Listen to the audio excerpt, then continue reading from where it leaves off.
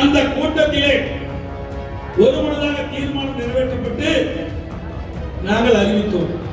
பாரதிய ஜனதா கட்சியோடு அனைத்து இந்திய அண்ணா திராவிட முன்னேற்ற கழகம் கூட்டணியிலே இல்லை.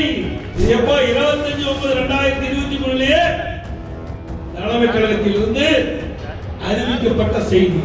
கிட்டத்தட்ட ஒரு 5 மாத காலமாக வேண்டும் என்றே திட்டமிட்டு பத்திரிகையிலே ஊடகத்திலேயும் எதிர்க்கட்சி சேர்ந்தவர்கள் ஒரு தவறான செய்தி வெளியிட்டுக் கொண்டிருக்கின்றார்கள். திமுக கூட்டணி பேச்சுவார்த்தை என்று சொல்கிறீர்கள், எங்கே முடிந்தது? இழுபறியாக இருந்து கொண்டிருக்கிறது. இழுபறியாக அந்த கூட்டணியில் நிலவிக் கொண்டிருக்கிறது. அந்த கூட்டணியில் எத்தனை கட்சி இருக்குமோ இல்லையோ என்பது இன்னொரு 10 நாள் தெரிஞ்சிடும்.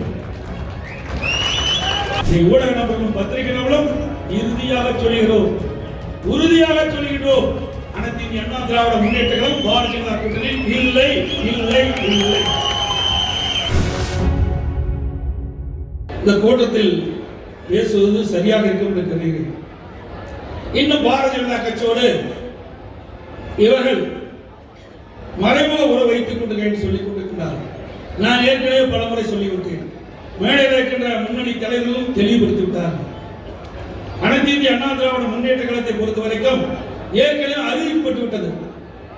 25/9/2023 அன்று அனைத்து இந்திய அண்ணா திராவிட முன்னேற்ற கழக தலைமை கட்சி அலுவலகத்திலே மாவட்ட செயலர் கூட்டம், தலைமை கழக நிர்வாகி கூட்டம் கூட்டப்பட்டு அந்த கூட்டத்திலே ஒருமனதாக தீர்மானம் நிறைவேற்றப்பட்டு நாங்கள் அறிவித்தோம்.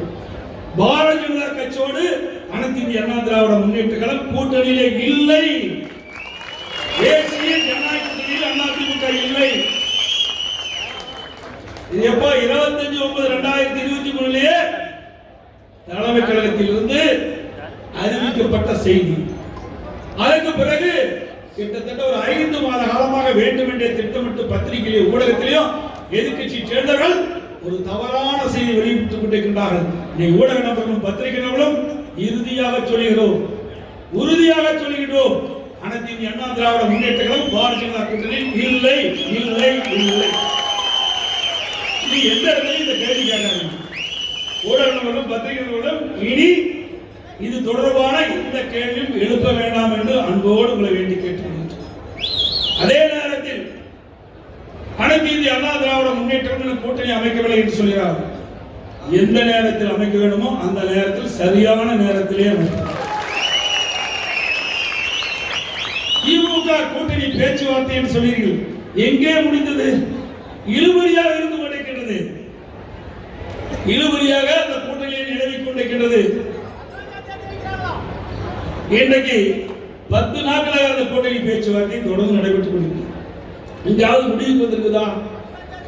ஏற்கனவே இருக்கின்ற திமுக கூட்டணியில் ஏற்கனவே அங்கம் வைக்கின்ற கட்சிகளுக்கு ஒதுக்கப்பட்ட தொகுதியை கொடுக்க மறுக்கின்ற கட்சி தான் திமுக கட்சி.